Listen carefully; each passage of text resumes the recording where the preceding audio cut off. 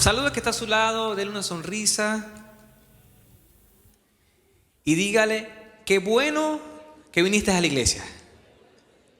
Saluda al que está detrás, si no lo conoce, dígale su nombre y dele la bienvenida.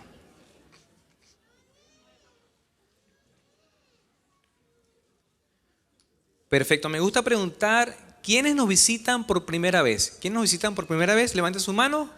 Dios le bendiga, Dios le bendiga, Dios le bendiga, Dios le bendiga. Vamos a darle un fuerte aplauso a los visitantes, hermanas y hermanos que nos visitan. Sean bienvenidos a nuestra casa, Vida Eterna. Somos una gran familia en la fe que amamos a Dios y a las personas. Las personas son importantes para Dios porque envió a su Hijo unigénito a morir por nuestros pecados.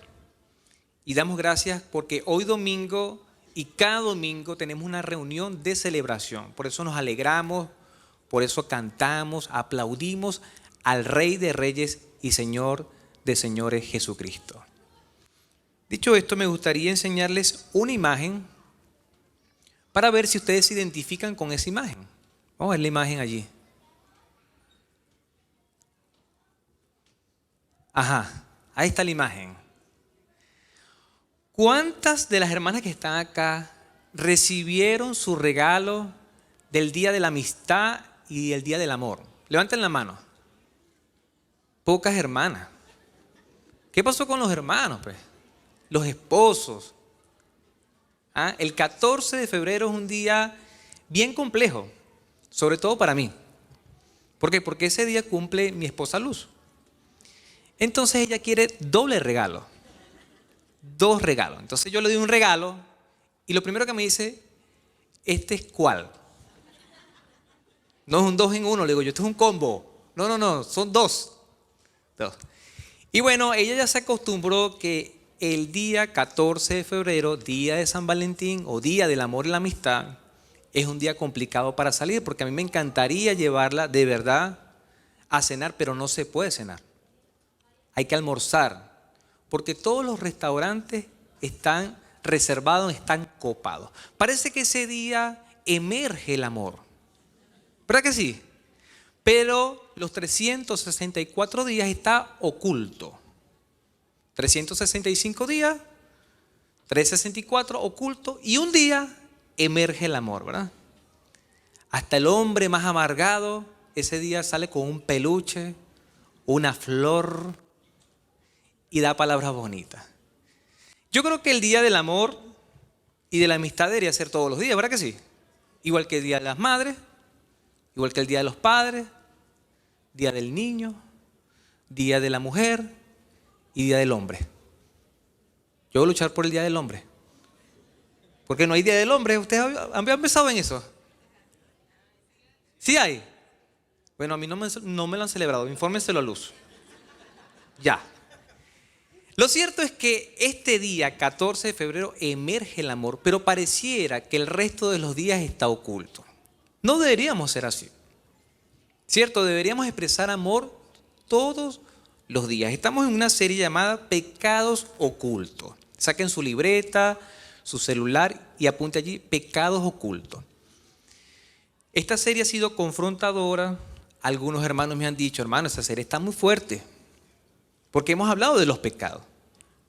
Y ciertamente fue por los pecados del mundo que vino Jesucristo a morir. Murió por nuestros pecados. En el primer domingo vimos el pecado en el principio de Adán y Eva. Está grabado. Y todos sabemos cómo lamentablemente Eva fue engañada por la serpiente, le dio a su marido. Y después de ese primer pecado, todos nacemos pecadores. Hasta el niño más lindo, la niña más linda, el bebé, lamentablemente viene pecador. Y en el segundo domingo hablamos de se busca al pecador. ¿Cuál era ese personaje en el segundo domingo? Acán, ¿verdad? Hizo una cosa terrible, agarró del anatema, una cosa que era prohibida, que estaba designado para la destrucción y lamentablemente trajo desgracia al pueblo de Israel. Y lamentablemente también vemos que este hombre no tuvo arrepentimiento. No hubo una señal de arrepentimiento, sí hubo una confesión, pero no hubo señal de arrepentimiento. ¿Y qué hicieron con Acán? Lo tomaron a él, a su esposa, hijos, los animales y los apedrearon. Terrible, los mataron. Ahora vamos a hablar de un pecado oculto. Un pecado oculto. Diga conmigo, un pecado oculto. Perfecto, va a anotar allí un pecado oculto. Primer punto, el adulterio de David. Yo sé que la mayoría se sabe esta historia. Este personaje David, de él se encuentra mucho en la Biblia. De hecho, la palabra dice que era conforme al corazón de Dios. Lo hemos leído, ¿verdad? Sabemos eso. Ahora, cuando uno se pone a profundizar en la vida de David, uno se sorprende. Porque David hizo cosas atroces, de verdad que sí, horribles. Y me gustaría que usted fuera al segundo libro de Samuel, capítulo 11. David era rey. Él comenzó como uno de los menores en su familia, pastor de ovejas. Fue elegido por el Señor y ungido por un profeta para ser rey. Y llegó el momento donde fue rey. Y usted se puede imaginar allí un hombre ya maduro, en sus años de rey, había derrotado a otras naciones. Tanto así que era tiempo de primavera, donde los reyes tenían que salir a la batalla. ¿Por qué? Porque en invierno es muy difícil pelear.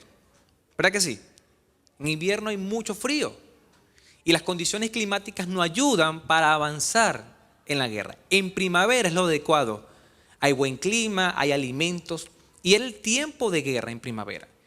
Y en 2 de Samuel capítulo 11, 2 dice, una tarde, después del descanso de mediodía, David se levantó de la cama y subió a caminar por la azotea del palacio. Mientras miraba la ciudad, vio una mujer de belleza singular que estaba bañándose. Vuelvo y repito, era tiempo de guerra. ¿Y qué estaba haciendo David? Durmiendo, descansando. Se paró como al mediodía y empezó a comenzar a pasear. Tiempo de ocio. Y en ese tiempo de ocio dice la palabra que vio una mujer. Y esto es un aspecto clave con respecto a las tentaciones y a las pruebas. Por lo general comienza con la vista, a menos que esa persona sea ciego. ¿Estamos de acuerdo? Pero por lo general somos tentados con lo que vemos. Y usted me puede decir, ¿y cómo es tentado un ciego? Por lo que escucha. Un ciego no ve, pero desarrolla un oído que es bastante elevado en comparación a otro. ¿Has sabido de músicos que son ciegos? Tienen un oído absoluto. Y no solamente eso, desarrollan el tacto también. Y ellos pueden leer con el tacto, ¿cierto? Hay un lenguaje así. Entonces desarrollan los otros sentidos de manera tal de que puedan apañar el sentido de la vista. Pero este rey tenía una visión 20/20 y vio a esa mujer de belleza singular, dice la palabra. El versículo 3, luego envió a alguien para que averiguara quién era la mujer y le dijeron, es Betsabé, hija de Elián y esposa de Urías el hitita. Y yo me preguntaba cuando estudiaba esto, ¿por qué David mandó a preguntar quién era? Y claro, él la ve, no la conoce. Suponemos, como todo el mundo, que se estaba bañando sin ropa, ¿verdad que sí? Porque uno no se baña así con ropa. Y David me manda a preguntar quién es. Si usted averigua en su casa quién es Elián, Urías, vamos a estudiarlo un poco ahorita. Pero Elián era un guerrero también. Era una persona importante, un oficial en su escuadrón. O sea que esta mujer no era cualquier mujer. Y Urías era uno de los guerreros más valientes que tenía David. Hasta ahora parece todo normal, pero todos sabemos lo que ocurrió. Sin embargo, vamos de versículo en versículo. Versículo 4. Así que David envió mensajeros para que la trajeran. Y cuando llegó al palacio, dice la palabra, se acostó con ella. Claro, uno lee la Biblia y uno se imagina que eso fue entrando al palacio se acostó. Pero yo creo que eso no fue así, ¿verdad que no? ¿Por qué? Porque hay sirvientes y un montón de gente allí. Y el acostarse con una persona, cuando hablamos de acostarse en la Biblia, no es juntitos los dos, así como hermanitos, viéndose las caras. No, es la relación sexual. ¿Estamos de acuerdo, iglesia? ¿Sí? Entonces se acostó con ella. Luego ella regresó a su casa. Betsabé recién había terminado los ritos de purificación posteriores a su periodo menstrual. Para los que no saben, porque hemos dicho esto anteriormente, cuando la mujer tenía su periodo menstrual, la costumbre, dice otras versiones, el ciclo, esa mujer era inmunda. Y donde ella se sentara o donde ella tocara ese asiento, esa butaca, o lo que tocara era inmundo. ¿Usted se puede imaginar eso? Una mujer con periodo menstrual no podía prácticamente salir. Y supongamos que acá una de las hermanas tiene su costumbre. Y estuviéramos en aquel tiempo. Si tocara un hermano y yo le hubiese dicho, saludo al que está a su lado, y el hermano, por revelación divina, o alguna hermana decía, tiene la costumbre, el hermano tenía que salirse porque estaba inmundo. Fuera de la ciudad, lavarse, hacer un rito de purificación. Era terrible eso. ¿Se acuerdan de esa mujer que tuvo flujo de sangre por 12 años? ¿Sí? Se la pasaba fuera de la ciudad. ¿Por qué? Porque constantemente tenía derrames de sangre. Entonces, Betsabé ya había terminado su periodo menstrual, su periodo de purificación, y estaba en un periodo bien importante. ¿Cómo se llama este periodo de las mujeres? De ovulación. Perfecto, estamos entendiendo. Ahora tengo una pregunta para ustedes. ¿Por qué y para qué David mandó a buscar a Betsabé? ¿Olvidó que estaba casada? No, ¿verdad? La mandó a buscar porque sabía lo que quería hacer con ella. ¿Estamos de acuerdo? Él sabía lo que quería. Y por supuesto se estaba valiendo de su posición de rey, porque al rey no se le puede negar nada. Ahora, versículo 5, tiempo después, cuando Betsabé descubrió que estaba embarazada, le envió el mensaje a David diciendo, estoy embarazada. Ahora, ¿usted se imagina esta mujer? Su esposo está en la guerra, se acostó con el rey, adulteró con el rey y ahora está embarazada. ¿Qué hacemos entonces con ese embarazo? ¿Cuántos pensamientos puede pasar por la mente de una mujer? Si estuviera en nuestros días y la viera una médico o un médico que estuviera en la onda de LGBT plus o más, ¿qué le dijera? Aborta. Nadie se va a enterar. Es más, ese embarazo va a dañar tu cuerpo. Tú tienes que proteger tu cuerpo. Eso es lo que dicen ahora. ¿Y qué hemos hecho nosotros como iglesia? Nada, no decir nada. La iglesia no se ha levantado. Entonces, ¿qué pasa? Han bajado el tiempo en cuanto al embarazo para que los niños o niñas sean destruidos en las primeras semanas, sean abortados, porque el aborto es una destrucción del embrión o del feto. Vamos a avanzar entonces, ya vimos el adulterio, vamos al punto número 2. David trata de ocultar el pecado. Entonces, si usted lee su palabra, él dice que manda a buscar Urías porque ya sabía que el esposo de Betsabé era Urías. Lo manda a buscar de la guerra, lo trata súper bien, le motiva a estar con su esposa. ¿Y qué hace Urías? No está con su esposa. ¿Por qué? Porque él está consciente que sus compañeros, sus soldados están peleando la batalla en un terreno hostil. Y él pensaba, decía, ¿cómo voy a estar acostándome con mi esposa, metiéndome a la cama cuando mis compañeros están quizás hasta muriendo? Y dice la palabra que él no se llegó a su esposa, quizás la saludó, quizás habló con ella.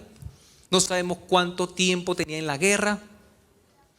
Pero era una oportunidad perfecta para que él estuviera con su mujer. Era un derecho, era su esposa. Sin embargo, él decide no acostarse con ella, sino dormir en la puerta con la guardia real.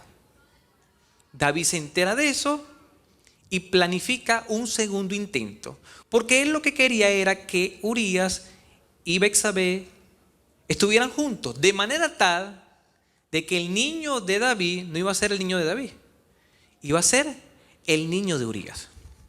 Y yo no sé si usted ha visto esto en la vida real, pero a veces a uno ve cosas que le dan risa, pero son tristes. No puede ver, no llegó a ver, no voy a decirlo textualmente, voy a cambiar algunas cosas de la realidad, pero yo llegué a ver parejas, supongamos que eran dos blanquitos, la hermana blanquita, el súper blanco, con el pelo liso, parecía un australiano, sale embarazada y ellos están emocionados allí, apartan el cuarto, lo pintan, saben que va a ser niño y todo va súper bien. En ese tiempo no habían 3D y 4D, ecos 3D y 4D, porque yo le vi la cara a Andrés.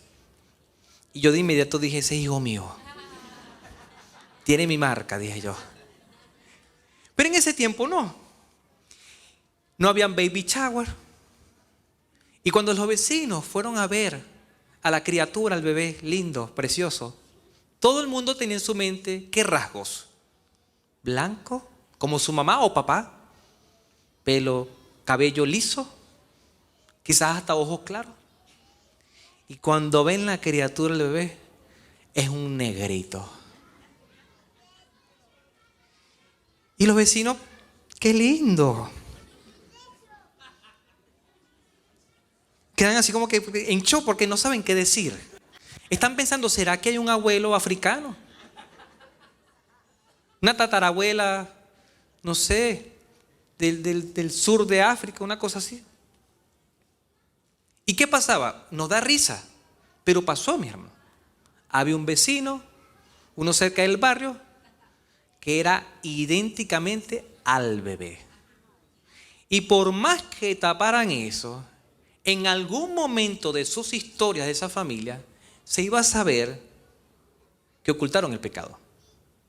Que trataron de meterle, como decimos coloquialmente, el muchacho a otro, pero no. Tenía su padre biológico. Ahora, da tristeza porque conocí a varios, mis hermanos, que ya los niños iban creciendo. Y ustedes saben que hay otro dicho coloquial, y me perdonan la expresión, pero hay una expresión que dice, hijo negado, hijo igualito. Ya ustedes saben cuál es el dicho, ¿verdad? Pero el hijo negado es igualito al papá. Y me tocó hablar con padres que estaban criando hijos que no eran de ellos. Y se estaban dando cuenta. ¿Y saben qué es triste? Darse cuenta de esa realidad. Les costó años. No le estoy inventando, iglesia. Le costó años. Porque había un amor de padre tan grande que ellos pensaban que el hijo era de él. Y usted que lo ve de afuera, nosotros que lo vemos de afuera, uno dice, te engañaron. La mujer adulteró, se acostó con el vecino. Pero vi padres llorando, sufriendo, al darse cuenta que sus hijos no eran sus hijos. Es triste. Y esto era lo que pensaba hacer el rey David. En el segundo intento, versículo 13, David lo invitó a cenar. Le dijo, quédate un día más, mañana vas a la guerra. Y dice la palabra, lo emborrachó, pero aún así no logró que Urías se fuera a la casa con su esposa, sino que nuevamente se quedó a dormir a la entrada del palacio con la guardia real. Un segundo intento fallido. Urías era un ejemplo de lealtad. No se aprovechó de la indigna invitación del rey. ¿Estamos de acuerdo con esta afirmación, iglesia? Urías era más leal que el mismo rey. ¿Verdad bíblica? Un pecado engendra más pecados y cada pecado trae consecuencias fatales. 2 intentos fallidos y no pudo vencer David. Ahora, ¿qué iba a hacer? Crear otros pecados. Aquí hay un pequeño ciclo. David vio, después codició, tomó, adulteró, mintió, tramó, asesinó y encubrió. Con un pecado que comenzó como viendo y vio a una mujer. El pecado entra por un sentido, por la vista, pero va al corazón, va a la mente y se empiezan ¿qué? A tramar, a planificar. Estamos nosotros ocultando entonces el día de hoy cosas que comenzaron muy pequeñas. ¿Será que conocemos a alguien así o estamos pasando por algo así? Vamos con el punto número 3. Dios amonesta a David. Y yo creo que esta es la parte más importante, el punto 3 y 4 es la parte más importante. En el siguiente capítulo, versículo 1 del capítulo 12, dice la palabra: por lo tanto el Señor envió al profeta Natán para que le contara a David la siguiente historia. Y en aquel tiempo, en el Antiguo Testamento, Dios hablaba a través de los profetas. Y lo que decía un profeta era palabra de Dios. Se tenía que cumplir. Pero si el profeta hablaba en nombre de Dios y no se cumplía, ¿qué se podía hacer? Matar al profeta, porque había mentido. Entonces, Dios inquieta a Natán y Natán se encuentra con el rey. Imagínense eso, está el rey, el hombre más poderoso de la nación, y está un profeta que va a hablar en nombre de Dios. Y Dios le da una estrategia extraordinaria, le cuenta una historia. Dice, habían dos hombres, ustedes lo pueden leer en su casa. Un hombre rico que tenía muchos ganados, muchas cabras, muchas ovejas. Y había un hombre pobre que tenía una sola oveja, como está ahí en la imagen. Y el que tenía una sola, crió la oveja como si fuera su hija. La amaba, se acostaba con ella, comía del mismo plato. Era una mascota, mis hermanos. Literalmente. ¿Ha conocido acá, o quizás ha sabido de otros países, donde las mascotas no son mascotas, sino que son hijos? Sí, los visten, ¿verdad que sí? Le ponen voces, hablan por ellos. Él está diciendo eso, aquello, y uno ve eso así como que yo no entiendo ese lenguaje. De hecho, mi esposa, Luz, nosotros tenemos una gata que se llama Aquina. Y Aquina habla, o sea, por Luz. Sí, ella habla. Y una de las cosas que más dice, no estoy exagerando, mis hermanos. Una de las cosas que más dice Aquina de mí es: te amo. Luz le pone la voz y le dice: te amo, papá. Y yo dije, bueno, qué bueno que todos mis hijos, mi esposa y aún la mascota me ama. Ahora, volviendo a la historia, este hombre tenía una sola ovejita, una sola. Al hombre rico le llegó una visita y tenían que atender al invitado, ¿cierto? Y lo adecuado, la costumbre que había en aquel entonces era que tú agarrabas de lo que tenías. Si tenías una cabra, si tenías un cochino, una gallina, tú matabas la gallina, la mandabas a preparar y atendías a tu invitado. ¿Saben qué hizo el hombre rico? No tomó de sus cabras ni de sus bueyes nada, y agarró la única oveja que tenía el hombre pobre. Y cuando llega al clímax, esa historia, recordemos que la está contando Natán. Dice la palabra, versículo 5, entonces David se puso furioso. ¿Cómo hablaría una persona furiosa? Dice, tan cierto como el Señor vive, juró, cualquier hombre que haga semejante cosa merece la muerte. ¿Qué creen ustedes? ¿Merece la muerte, sí o no? Ahora la gente quedó así. Pongámonos en aquella cultura, ¿verdad? ¿Merecía la muerte, sí o no? Dígalo con convicción. Sí. Era el Antiguo Testamento. Él tenía de sobra y mató la única oveja que el hombre pobre tenía. Entonces Natán le dijo a David: tú eres ese hombre. El Señor Dios de Israel dice: yo te ungí rey de Israel y te libré del poder de Saúl. Y comienza a decirle otras cosas. Te saqué como pastor, te nombré rey, te di naciones poderosas en tu mano, y le empieza a decir un montón de cosas. Empieza a señalar con autoridad y con el respaldo de el Señor. ¿Verdad bíblica? Dios siempre amonesta a sus hijos con la intención de corregir y hacerlos volver a Él. ¿Nos ha corregido el Señor en alguna oportunidad? Dios ha enviado quizás a una persona, a un profeta, a un hermano, quizás alguna canción, has escuchado alguna predicación y sientes que Dios te está corrigiendo, diciendo: tú eres ese hombre, tú eres esa mujer. Ahora, Dios amonesta a sus hijos porque somos hijos. Un hijo sin disciplina no es hijo, es un bastardo. Dios amonesta a sus hijos, le da azote al que ama, al que tiene por hijo. Porque no quiere que se pierda, quiere que vuelva a Él. Si yo como padre le permito todo a mis hijos, hagan lo que quieran, aliméntense como quieran, vayan a los lugares que quieran, se van a perder, iglesia. Y yo tengo la responsabilidad junto a Luz de corregirlos a ellos. Y en muchas oportunidades tenemos que ser fuertes. En esta oportunidad Dios fue fuerte. Lo hizo con una historia. Y él se puso furioso y dijo: ese hombre merece la muerte. Punto número 4. David confiesa su pecado. Hasta ahora hemos visto el adulterio de David. David trata de ocultar el pecado. Dios amonesta a David. David confiesa su pecado.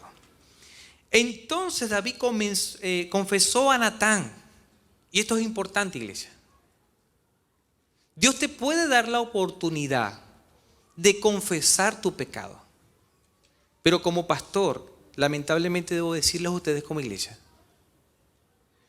que hay conversaciones como estas, difíciles, complejas, y mis hermanos y mis hermanas no confiesan. Prefieren seguir ocultando. No ha pasado nada. Yo no he hecho nada. ¿Y a quién están engañando? ¿A Dios? No. ¿Al pastor, al líder, al consejero, al mentor? Sí. En su cara le están engañando. Y se están engañando ellos mismos.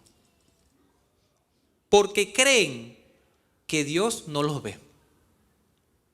Y les informo, iglesia, Dios nos ve en todo momento, en cualquier lugar, aún en el pecado oculto que pudiéramos estar practicando. Dios nos ve, Dios está allí. Cuando nosotros estamos pecando, iglesia, no es que el Espíritu Santo de Dios se sale y se va. No, Él está allí. Y usted se puede imaginar a un hermano de la iglesia mintiendo y el Espíritu de Dios está en su ser, calumniando, criticando, cayendo en el chisme, quizás estafando. El Espíritu de Dios está allí, emborrachándose, robando, fornicando, adulterando, teniendo una doble vida. Dios está allí. El sello del Espíritu está allí. Si eres un hijo de Dios, Dios está en tu vida y te está viendo. Y lo más triste es que estás triste. La palabra dice que no pongamos triste al Espíritu Santo. Y lo ponemos triste precisamente con nuestros pecados. Seguimos con el versículo 13. Entonces David confesó a Natán y dijo: he pecado contra el Señor. Natán respondió: sí, pero el Señor te ha perdonado y no morirás por este pecado. Por eso David decía: este hombre merece la muerte. Porque David sabía que si se descubría el pecado, Betsabé muerto, el niño que venía dentro muerto, y él también. Porque él vio, codició, tomó, planificó, mintió, encubrió y además asesinó. Porque ¿cómo asesinó? Cuando manda a Urías, yo sé que ustedes lo saben, pero quizás algunos no. Urías en 2 intentos no se acostó con su mujer, sino que fue fiel. David redacta una carta y pone el sello real. Y lo que decía en la carta era que al entregársela al oficial, lo pusieran a él, a Urías, en el lugar más férreo, más difícil de la batalla. En el lugar donde peleaban los hombres más fuertes. El batallón de David iba a ir a ese lugar a pelear. Pero cuando se encontraran con los enemigos, el ejército de David iba a retroceder, lo iban a dejar solo y lo asesinaban. Hasta la estrategia de muerte la planificó David. Terrible.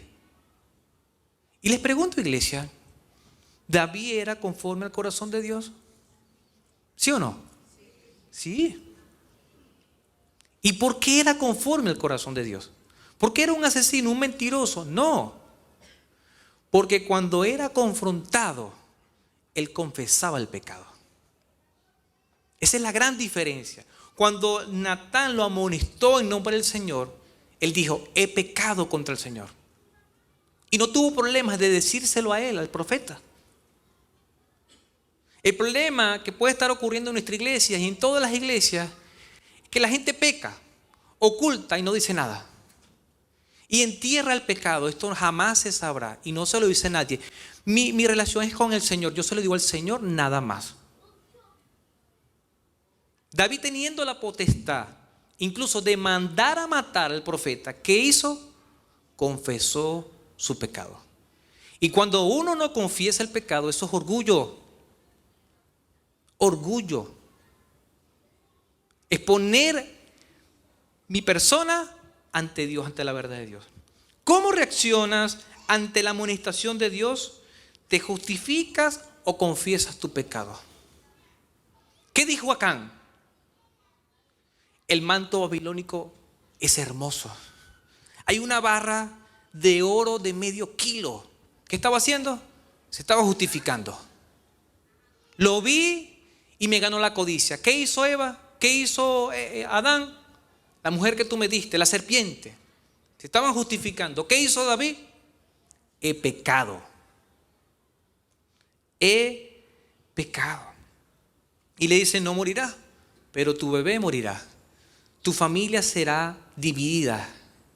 La espada de tus hijos y tu familia estará contra ti. Y eso pasó un desastre. Y dice la palabra que fue por este pecado. Le dio lugar al pecado, le dio lugar al diablo. Y empezaron un montón de consecuencias. Iglesia, advertencia. Nosotros podemos pecar. Podemos pecar, somos humanos. Podemos pecar. Podemos confesarnos, llorar, apartarnos y alcanzar la misericordia. Pero hay consecuencias. Hay consecuencias. He tratado con jóvenes que se han permitido las relaciones sexuales antes del matrimonio, sin ningún tipo de asesoría. Desprecian toda la Biblia, aun siendo cristianos. Y después, lamentablemente, los veo sufriendo con enfermedades de transmisión sexual. Y hasta pueden morir por enfermedades de transmisión sexual. ¿Son salvos? Sí. Pero la consecuencia está. Van a lidiar con gonorrea, sífilis, sida y otras cosas más horribles. ¿Son justificados por la fe? Sí. Pero hay consecuencias. Parejas que se permitieron relaciones sexuales antes del matrimonio y se pueden casar hasta de blanco por la iglesia, pero salieron embarazados. ¿El niño o la niña es una bendición? Sí, pero no era así. ¿Estamos comprendiendo, iglesia? Dios es misericordioso y Dios nos perdona. Pero cuidado, iglesia. Vamos a concluir entonces con uno de los salmos que David, en su desesperación y mientras callaba, él confesaba lo que le pasaba. Y me quiero detener un poquito acá, solamente un poco, porque también está el Salmo 38, el Salmo 51 y otros más. Mis hermanos, mis hermanas, quiero hablarles con el corazón. Ninguno de los que está acá, aunque somos justificados por la fe, aunque somos justos, somos santos, en algún momento de nuestras vidas vamos a pecar. Pero lo importante es pedir perdón, confesar nuestro pecado, llorar por el pecado. ¿Se acuerdan cuando Pedro negó a Jesucristo 3 veces? ¿Se acuerdan de esa escena? Sí, ¿verdad? ¿Qué hizo Pedro? Lloró amargamente. Y nosotros debemos hacer eso. Cuando pecamos debemos llorar amargamente, arrodillarnos ante el Señor, pedir su perdón y su misericordia, levantarnos y seguir adelante. Hay hermanos que pecan, confiesan, entre comillas se arrepienten, reciben el perdón y vuelven a pecar y vuelven a pecar y vuelven a pecar. No es así. Es confesar y apartarse. Es dejar ese pecado. En el Salmo 32, 3 dice el salmista David: mientras me negué a confesar mi pecado, mi cuerpo se consumió y gemía todo el día. Mientras me negué a confesar mi pecado, ¿qué hizo? Se enfermó, iglesia. Enfermo espiritualmente, emocionalmente, y su cuerpo se consumió. Hemos pasado por eso, iglesia, donde nuestro cuerpo sufre, somatiza lo que está pasando. Tenemos un problema emocional, no queremos comer ni bañarnos ni nada, solamente estar acostados. Y el punto importante es que mientras me negué a confesar, no ganamos nada con negarnos a confesar. ¿Verdad bíblica? Un hijo de Dios cuando peca se arrepiente y hasta llora. Versículo 4: día y noche tu mano de disciplina pesaba sobre mí. Mi fuerza se evaporó como agua al calor del verano. Imagínense cómo se sentía David. Sentía la mano pesada de Dios. ¿Porque lo odiaba? ¿Porque lo condenaba? No, porque le amaba, iglesia. Y cuando sientes la mano y dices: yo sé por qué me está pasando esto, yo sé que he pecado, yo sé que Dios me está disciplinando, no veas a Dios como un monstruo, no veas a Dios como tu enemigo, velo como un padre que quiere corregirte y que quiere que vuelvas a Él. ¿Verdad bíblica? Dios disciplina a todos sus hijos, corrige por amor. En oportunidades he corregido a Andrés. Ustedes saben cómo es Andrés. Tiene una edad complicada. Y antes de disciplinarlo yo pienso muy bien, pero me toca disciplinarlo. Y a veces él me dice: papá, malo, me dice, y empieza a llorar. Y cuando yo lo veo llorando, me duele el corazón. Me duele el corazón porque él está sufriendo, pero me dice malo a mí también. Y yo le digo: hijo, yo no soy malo, yo quiero tu bienestar. Porque si fuera por él, a veces no comiera, a veces no se bañara, a veces no quiere dormir, a veces no quiere descansar, a veces quiere correr en lugares peligrosos. Y hemos llevado sustos terribles. Y tengo que corregirlo.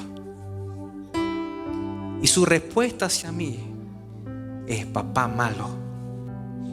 Porque él no entiende.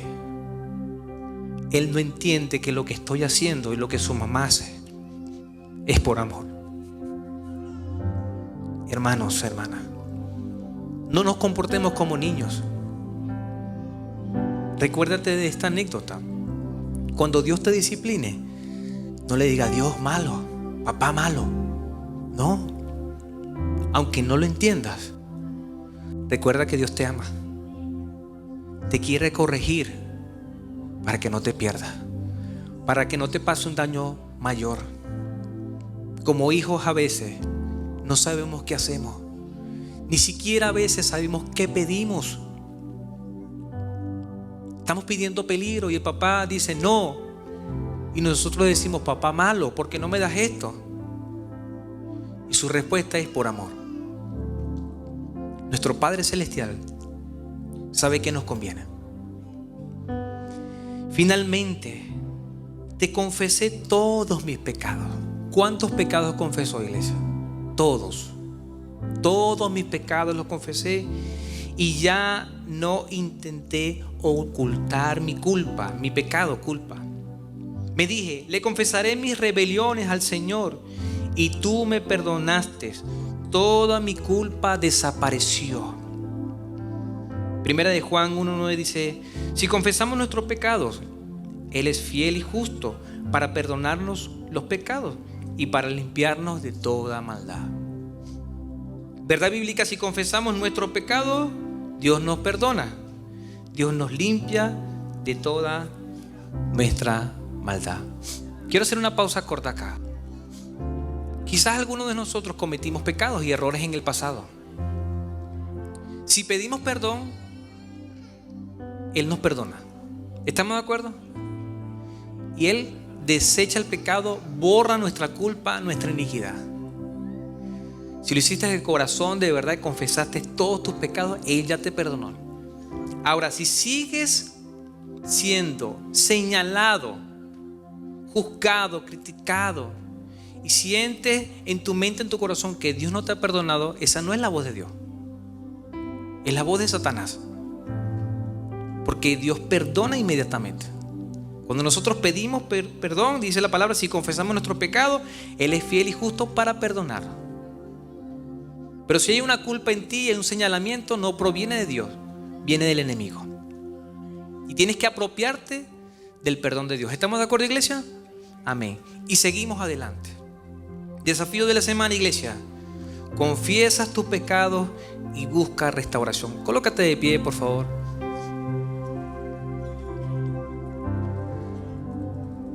Confiesa tu pecado y busca restauración. Una de las cosas más difíciles es confesar los pecados, iglesia. Pero Dios es un Dios de oportunidades. Aquí tienes una familia, iglesia.